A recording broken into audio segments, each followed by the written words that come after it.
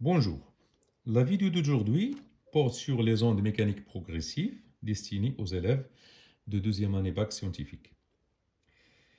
Euh, Vous allez trouver l'énoncé de cet exercice accompagné de cette vidéo.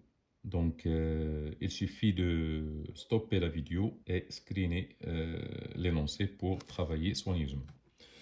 Donc, on vous dit ici, un vibreur de fréquence f est égal à 100 Hz, mais en vibration l'extrémité d'une corde élastique. Donc l'extrémité c'est celle-là et l'onde se propage dans le milieu de propagation. La figure ci-dessous représente l'aspect de la corde à la date t. À la date t. Donc je vais vous expliquer ici, obtenu par un photographe. Donc on a créé une onde à l'extrémité S. S va, donc le vibreur, notre vibreur vibre entre deux positions maximales et minimales, Y max et moins Y max. Donc, elle crée une onde le long de la corde. Cette onde se propage dans le milieu de propagation, c'est-à-dire dans la corde. Un instant T, par exemple, un photographe ou bien un observateur qui observe le phénomène, par exemple, un photographe observe le phénomène et prend une photo à un instant T quelconque.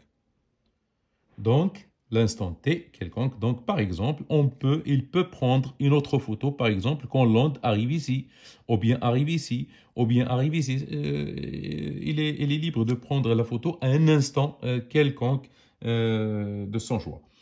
Donc, la question, combien va la période, la longueur d'onde, la célérité de l'onde périodique sinusoïdale qui se propage le long de cette corde. Et je vais vous ajouter ici, attention, je vais vous ajouter une question qui se pose souvent dans les examens, c'est le calcul de cette date T. Donc, cette date T, on veut calculer cette date T dans la dernière phase. Donc, premièrement, la période T, calcul de T. Comme vous le savez, T est égal à 1 sur F, qui est égal à 1 sur 100, qui est égal à 10 moins 2 secondes, qui est égal à 10 millisecondes. Je précise, avant d'oublier, je précise qu'il y a une différence entre l'aspect de la corde et l'amplitude temporelle. L'aspect de la corde représente la corde, c'est-à-dire représente la corde, ici on a des centimètres. On a des centimètres, c'est-à-dire on a des longueurs d'onde, des distances, des longueurs d'onde. La distance, on peut tirer de la distance une longueur d'onde. Par contre, pour l'amplitude temporelle, ici on aura T, c'est-à-dire on tire des périodes d'ici. Donc, lambda, comme vous le savez, j'ai représenté ici lambda. La définition de lambda, c'est très simple. La définition de lambda, c'est la distance minimale qui sépare deux points vibrant en phase. Juge deux points qui vibrent en phase. Qu'est-ce que ça veut dire? Ils vibrent en phase. Par exemple, deux points vibrent en phase, c'est-à-dire ils montent simultanément et ils descendent à la fois simultanément. Ils font le même mouvement. Par exemple, ce point et ce point ne font celui-là, il est maximal, celui-là, il est nul. Donc, ils n'ont pas le même mouvement. Par contre, celui-là et celui-là, donc ils ont même amplitude, donc ils vibrent en phase. Donc, lambda, tout simplement, on se rapportant sur le graphe. Donc, c'est lambda est égal à quoi? Donc, jusqu'à 40, donc c'est 40 cm. La troisième donnée à calculer, c'est la célérité. V. Comme vous savez que lambda est égal à V fois T, qui est égal à V sur F. Donc, V, à quoi est égal V? Est égal à lambda fois F, qui est égal à quoi? Je calcule à partir de F et non pas à partir de T. Pourquoi? Supposons par exemple que j'ai fait une erreur ici dans le calcul, dans mon calcul de T. Donc, le calcul de V sera affecté par cette erreur. Donc, il faut mieux, donc il vaut mieux calculer à partir des données qu'on nous donne. Donc, c'est pour cela que j'ai pris f. Donc, qui est égal à 40, 10 moins 2, fois 100. Donc, qui est égal à quoi? Qui est égal à 40 mètres secondes moins 1. Maintenant, comme je vous ai dit, je vais calculer ce t. Calcul de t, cette question se pose souvent dans les examens. Donc, à un instant t, à l'instant où le photographe a pris cette photo, le front d'onde a parcouru une distance d. D de t.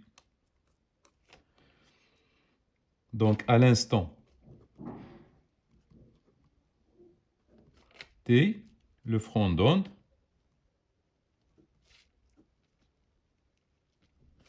a parcouru la distance d de t, qui est égale à quoi, cette distance? Elle est égale tout simplement à v fois t.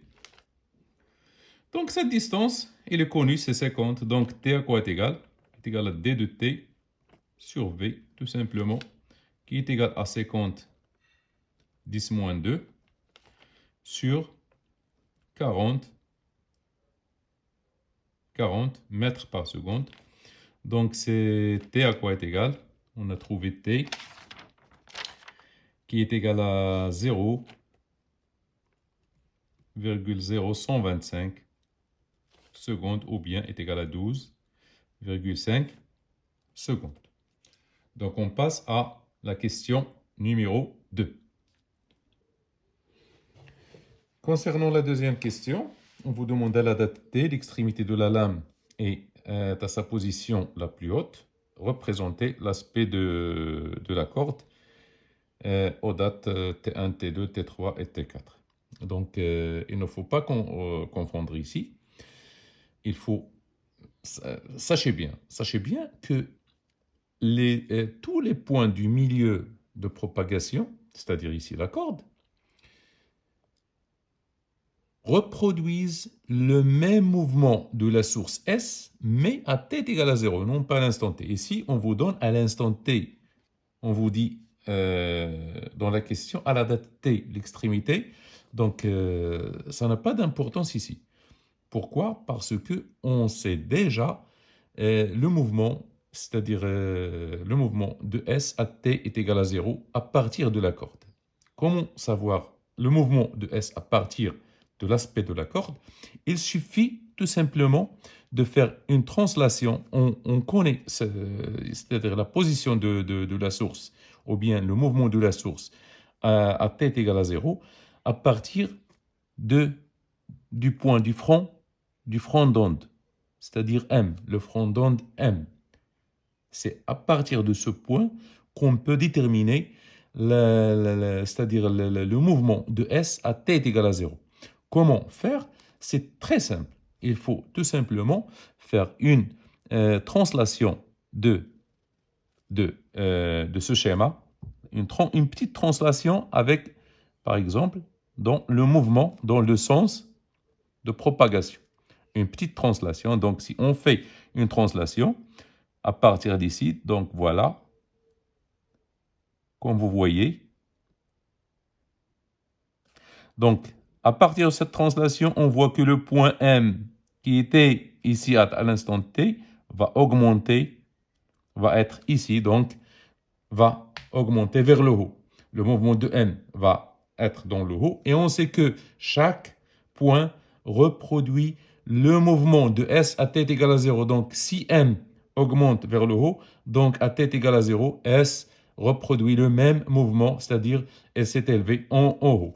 Cela est exprimé par l'équation YM à l'instant t est égal à YS à l'instant t moins tau, c'est-à-dire avec le point M reproduit le mouvement de S à l'instant t moins tau, c'est-à-dire avec un retard tau.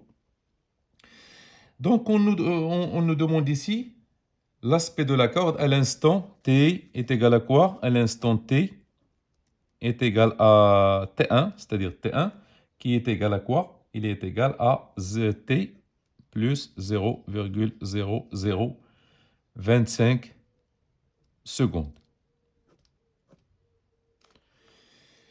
J'ai nommé la distance à l'instant, la distance parcourue par l'onde à l'instant t, je l'ai noté d de t, la distance d de t. Donc, les méthodes se diffèrent, donc je vais vous montrer la meilleure méthode et la plus facile. Donc, on a t1 est égal à t plus 0,0025 secondes. On sait que t, on a déjà calculé dans la première question, on a trouvé que t est égal à 10 millisecondes. Et lambda, elle est égale à 40 centimètres. Ça, on l'a déjà fait dans la première question. Donc, on va convertir ce temps en des périodes et la distance parcourue en longueur d'onde.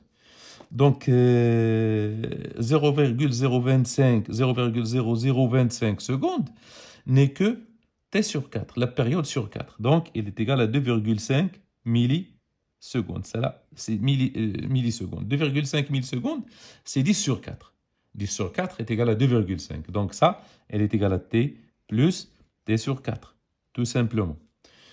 Cela est équivalent à la distance d1 que va traverser l'onde, parcourir l'onde. D1 est égal à quoi? Est égal à d de t, c'est-à-dire on a ajouté 2,5 millisecondes, donc l'onde va parcourir une distance en plus de d de t qui est égale à lambda sur 4.